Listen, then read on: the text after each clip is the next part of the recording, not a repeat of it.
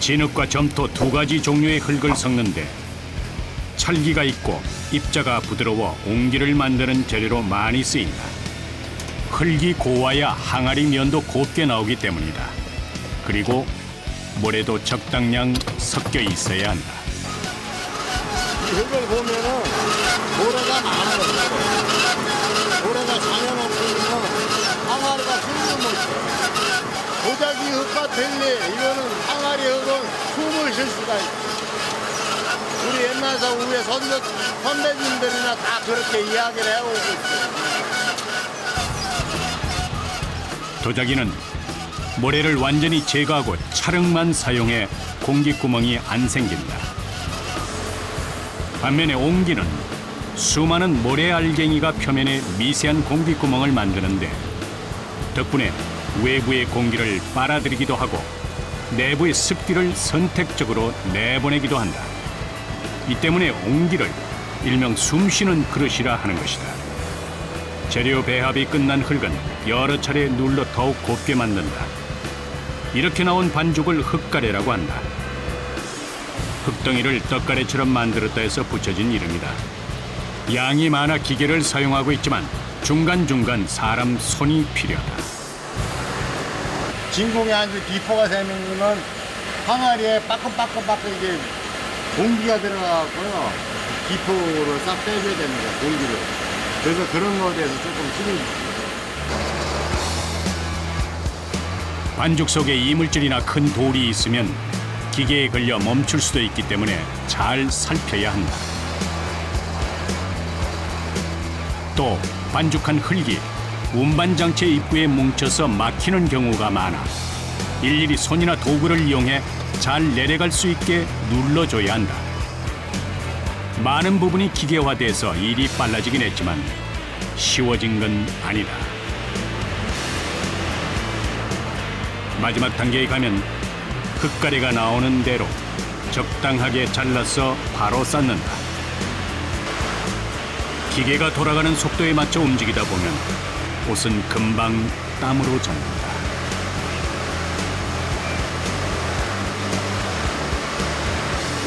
하루에 쓰기 시작하면 한 2, 3일 더 빼요. 한 발에서 할 때까지는 쉴 틈이 없어요. 기계가 멈출 때까지는 마음대로 손을 놓을 수 없는 것이다. 적당량 크기로 잘라서 쌓아 놓으면 바로 지게차에 실어 운반한다.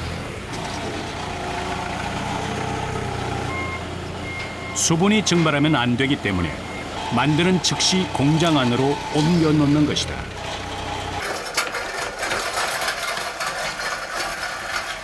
재료를 내부에 쌓아두면 다음 작업자들이 하나 둘씩 모여든다. 그날의 작업량에 따라 각자 필요한 만큼 반죽을 떼가는 것이다. 수레에 옮겨 담는 양만 봐도 이들이 얼마나 고된 하루를 보내게 될지 알 수 있다.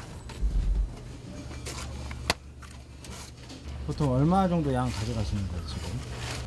800kg 정도 하면 나갈 거예요. 그게 이빨 실었을 옹기장이들에게 무거운 흙을 들고 나르는 일은 일상이다. 재료 준비부터 힘이 만만치 않게 든다.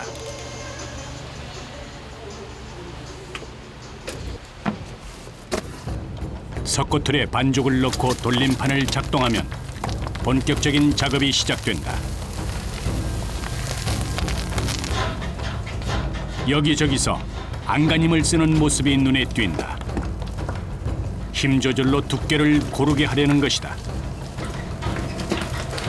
작업하는 내내 힘을 써야 하다 보니 체력 소모도 크지만 손기술도 필요한 일이다. 이 과정이 쉴 틈 없이 반복된다. 이거는 지금 무슨 작업인 거예요? 이게 옹기 처음 매기는 이 작업이에요. 석고 틀을 넣고서 이런 작업을 해야 항아리가 나와요. 작업장 곳곳에서 각자 맡은 크기와 모양에 따라 반죽을 성형하는 일이 계속된다.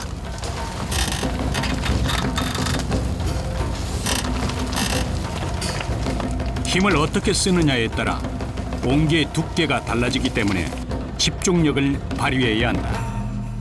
어느 정도 완성됐다 싶으면 석고틀을 들어 옮긴다. 무게가 꽤 나가는 모양인지 힘겨워 보인다. 이거 무게도 지금 상당하겠어요. 무게 상당하죠. 얼마나 돼요, 무게가? 한 3, 40kg 뛰죠. 근데 이거 혼자 드세요? 솔직히 내 직업인 거려. 힘들어도 하야하고. 성형이 끝나면 틀을 한 자리에 옮겨 놓는 것은 물론 새로 작업을 하기 위해 빈 틀을 가져오는 일도 직접 해야 한다. 무거운 석고틀과의 씨름이 종일 이어진다.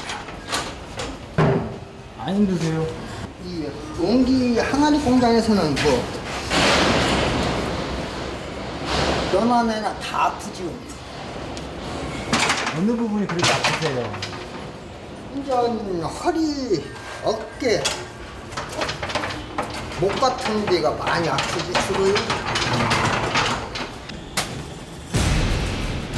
옹기 한 개의 두께를 일정하게 하는 것도 쉽지 않지만 만드는 모든 옹기의 두께가 비슷해야 한다. 그렇기 때문에 몸의 감각과 경력도 중요하고 힘은 힘대로 써야 한다. 돌림판이 돌아가는 내내 왼쪽 팔에 힘이 잔뜩 들어간다. 양팔의 쓰임새는 각기 다르다. 왼손은 힘이 들어가는 거고 이제 오른손에서 이제 그거 이제 잡아주는 거라고 오른손에서 쭉 타고 가지. 빨리 찍으려고 빨리 하려고 꽂히면 이 가다가 상할 확률이 많단 말이에요. 경력 39년의 유용길 씨. 하루에 적을 때는 50개 내외에서 많게는 100여 개 이상의 성형을 만들어내는데 숙련자답게 실수도 없다. 이렇게 되기까지 얼마나 몸을 혹사시켰을까. 정말 팔에 무리가 많이 가겠어요. 아유 많이 가죠. 지금 여기 보면은 예. 지금 오른손 같은 경우는 이 물체가 크니까 굳은살이 막 배겨가지고 아, 이 양쪽에 그의 몸은 이 일이 결코 녹록지 않음을 말해준다. 고된 세월의 흔적이다. 괜찮으세요, 그거? 저 아픈 건 그런 건 없는 거지. 향시 하도 이제 굳어가지고 이게.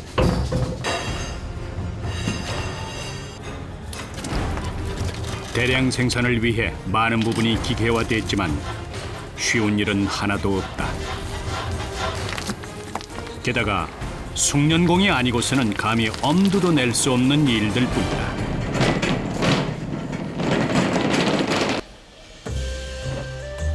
옹기 성형을 마친 이들이 바로 옆 작업장으로 자리를 옮겼다.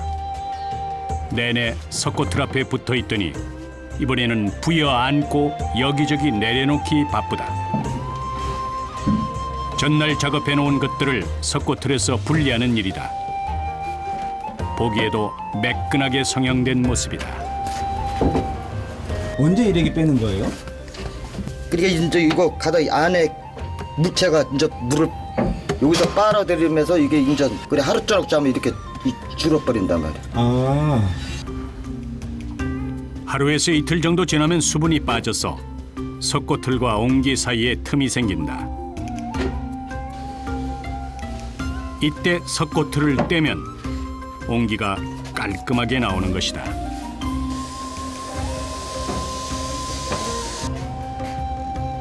옹기의 모양과 크기에 따라 윗부분과 아랫부분을 맞춰 놓는 일이 계속된다. 그럼 오늘 다 빼려면 몇 개 정도 빼요? 그거 다 총 개수는 얼마인데? 63개. 가장 큰 석고틀의 경우 최대 50kg에 달한다. 거기에 흙의 무게까지 더하면 보통 무거운 게 아닐 것이다. 누구라도 힘에 부친 일이다. 허리에 무리가 많이 가시겠어요? 그러면 허리에 힘 많이 들어가죠. 팔, 허리 힘 말도 못하지. 강도 높은 노동의 연속이다. 다음 작업장에서는 위아래 따로 만든 것을 이어붙여 옹기 모양을 완성시키는 일을 한다. 옹기를 만드는 일은 오랜 경험과 노력 그리고 인내까지 요구하기 때문에 시작하려는 사람이 별로 없는 실정이다. 물레를 돌려 옹기를 이어붙이고 입구 가장자리를 도드라지게 올려 뚜렷하게 잡아주고 표면에 무늬를 새기는 일 모두 한 채 실수도 용납되지 않는다. 옹기쟁이는 손에서 모든 게 빚어진다고 손으로. 그러니까 이제 손과 정신과 육체 뭐 다 포함되지 거기야. 언뜻 묻어내 보이는 옹기지만 수십 년 장인들의 손길이 필요한 이유다. 수수한 말투의 김학준 씨도 오랜 경력을 가졌다. 일 하신 지도 오래되셨겠어. 부모님 계실 때서부터 했으니까 한 4, 50년 됐지요. 이들의 삶은 예술성을 뽐내는 청자나 백자가 아니라 실용적 가치를 가진 옹기와 닮아 있다. 세월에 의해 여무는 손기술처럼 옹기는 시간이 더해 갈수록 그 가치를 인정받고 있다.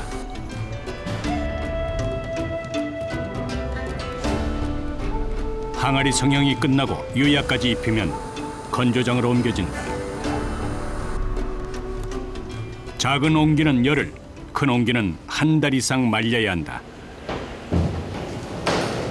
이렇게 말리는 동안에도 옹기는 사람 손을 필요로 한다. 이거 뒤집어주는 이유가 있어요?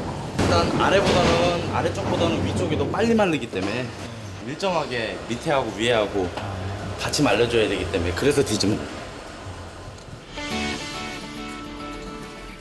석고틀로 옹기를 만들기 시작하면서 대량 생산이 가능해졌고 이곳에서도 하루 평균 300개 이상의 옹기를 만들기 때문에 작업량이 꽤 많다.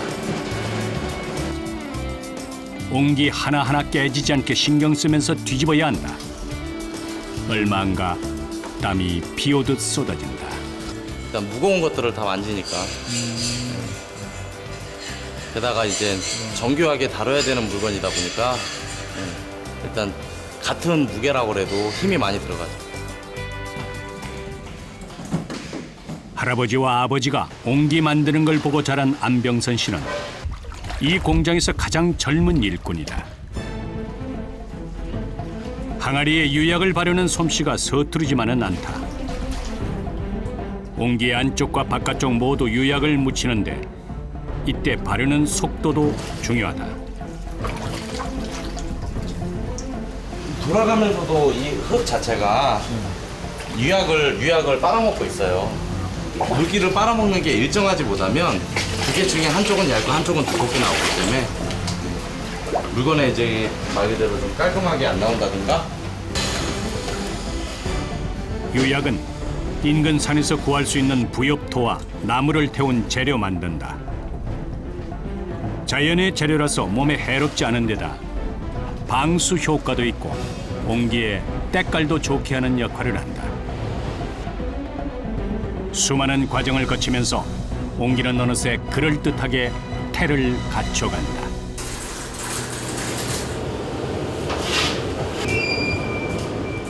네 개의 가마를 보유하고 있는 이곳 공장은 기름과 가스를 연료로 옹기를 굽는다. 건조까지 모든 과정을 끝낸 옹기는 가마에 넣고 굽기 위해서 차곡차곡 쌓는다. 작업자는 어느 때보다 신중한 모습이다. 들어갈 때 벽이 안 걸리게 살라야죠, 이쪽 라인을. 가마솥으로요? 네. 그것 때문에 지금 그걸 보고 있는 거니까는. 이 일을 가마 재임이라고 하는데 옹기를 굽는 데에는 노동력뿐만 아니라 비용이 상당히 들어가기 때문에 한 번에 최대한 많은 양을 넣는 게 관건이다.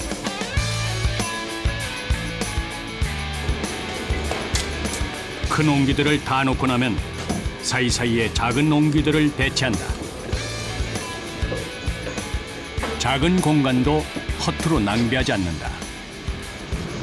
몇 개 정도가 이렇게 들어가나요? 거의 한 100개 들어간다고 생각하시면 돼요. 큰 거니 작은 거니 다 개수마다 들어가는 만큼 있어요. 그래서 그만큼은 될 수 있으면 넣으려고 하죠. 옹기를 쌓는 데에만 3시간에서 4시간 이상 소요된다. 작업이 끝나자 옹기를 실은 수레가 레일을 타고 가마 안으로 들어간다. 불길이 통해야 모든 옹기가 잘 구워지기 때문에 작업자는 마지막까지 자리 배치에 신경을 쓴다.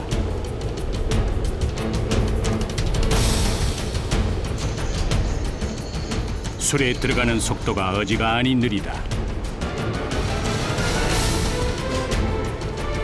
옹기끼리 거리를 조정하면서 쌓다 보면 들어가면서 벽에 걸리기도 하기 때문이다. 넣는 것도 쉬운 일이 아니네요. 네, 큰 거는 그래요. 큰 거는 변수가 많아요. 수레가 다 들어갈 때까지 작업자는 시선을 떼지 못한다. 길고 힘든 작업 끝에 드디어 가마 문을 닫는다.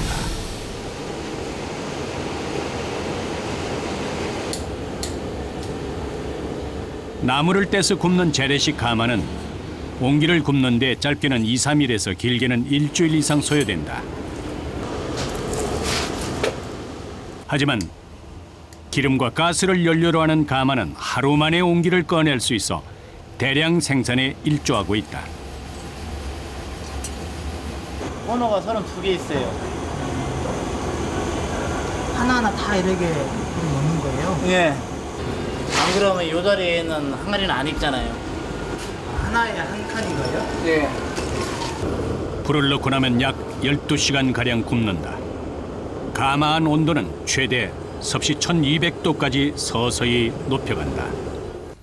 점심시간이 되자 여기저기서 일을 마무리한다.